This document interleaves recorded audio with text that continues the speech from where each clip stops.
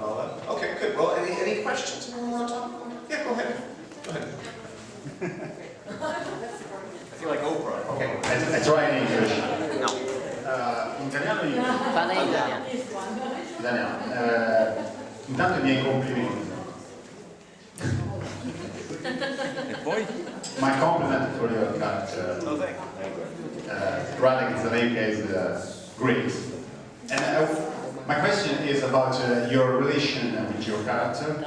How is your relation?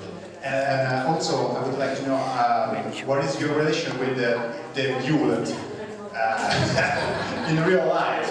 I mean, he's gonna follow me around forever. David Hewlett. Well, as far as my relationship with the character goes, I have the same nose. Hey! That one usually cracks him up. Bruce, come back. Bruce, come back. I need your help. Oh, you're dying. The ship is sinking. The ship is sinking.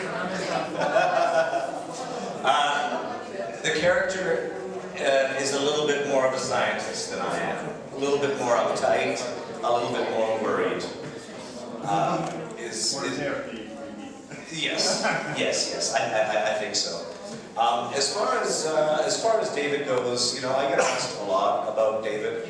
It's one of those things that happens sometimes. If you're lucky, you get to work with an actor where there's a chemistry.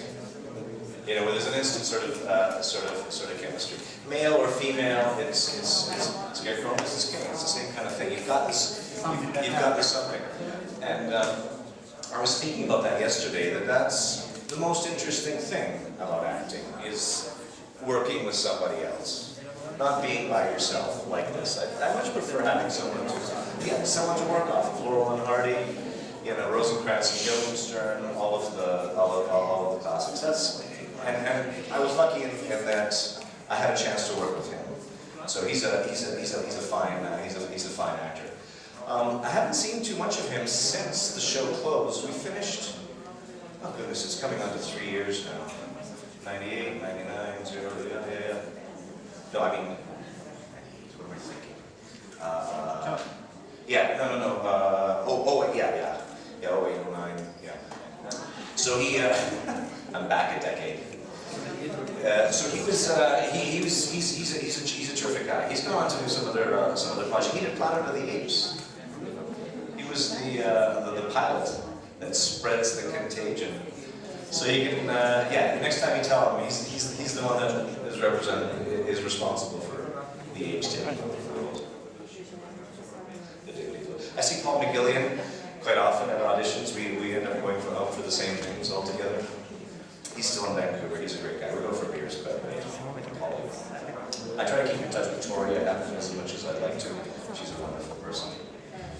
Everybody loves Tori. Have anyone met Tori Higginson? Yeah, she's a great race. She's a wonderful person. She's a real hippie. And I think she's like a captain. You know, afterwards she gets to smoke. She's a good person. My pleasure. It's hard to film and ask questions at the same time. Yeah, I'll film you asking a question. Thank you. Volevo sapere, perché tu sai, ci sarà mai un film conclusivo che riguarda questa vita tratti? Sì, io sono molto felice di stare qui con voi.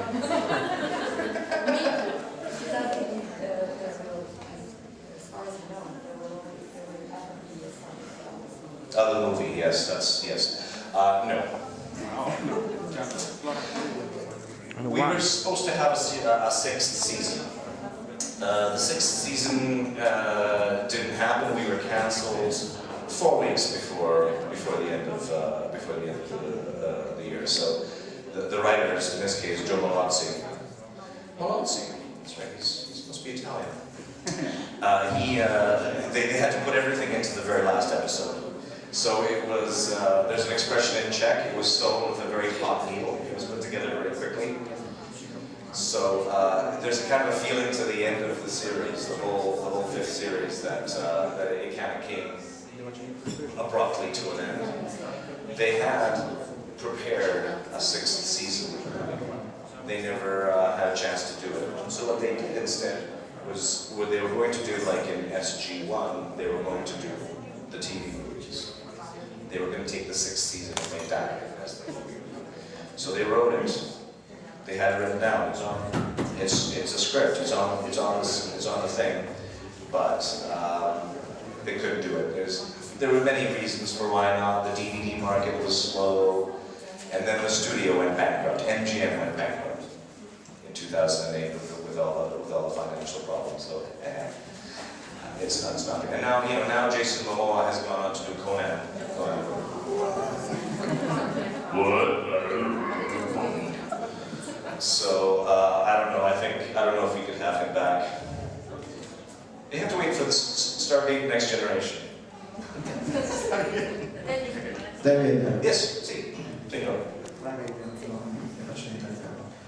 Quanto è stato per te difficile come attore integrarti in una serie che aveva già un passato di quasi 10 anni?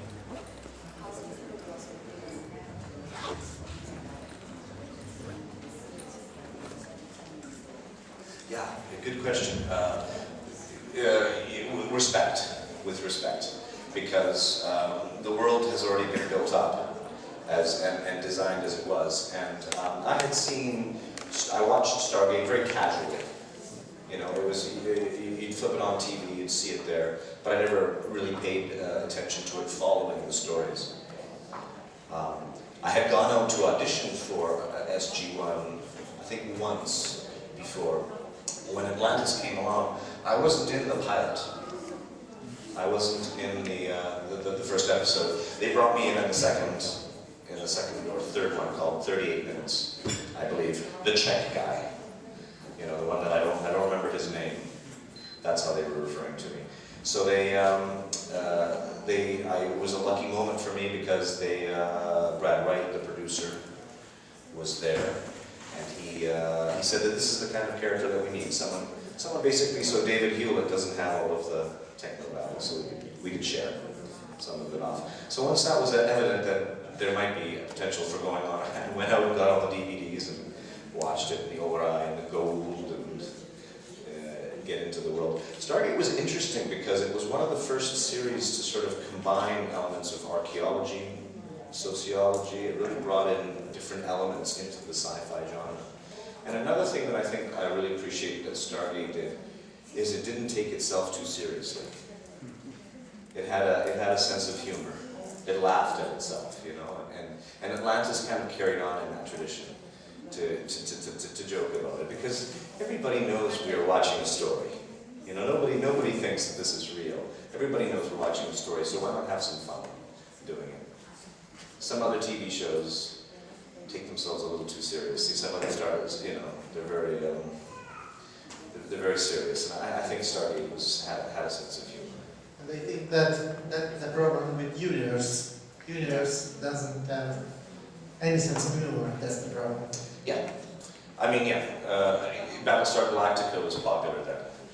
So the idea of a kind of a darker, problematic world, but that wasn't the DNA. That wasn't the DNA of Stargate. We needed something that was a little bit more lighter. And at the end of the day, when you come home from work and you want to watch sci-fi, you don't want to watch problems. You want to watch monsters, and you want to watch heroes. You want to watch pretty girls, and that's yeah. So that's kind of what Stargate was. It was classic entertainment that wasn't stupid. It was intelligent entertainment, but it didn't take itself too seriously. I think that's what made it work. Domande? Francesco, vai.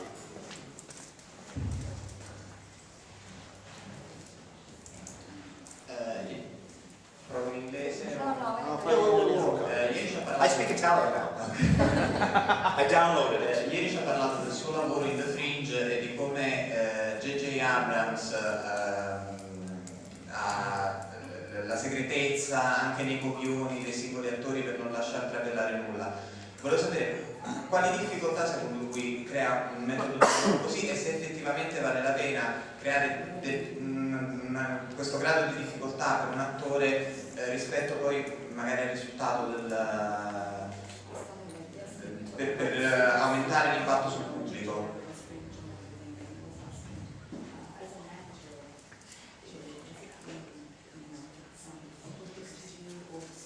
Yes.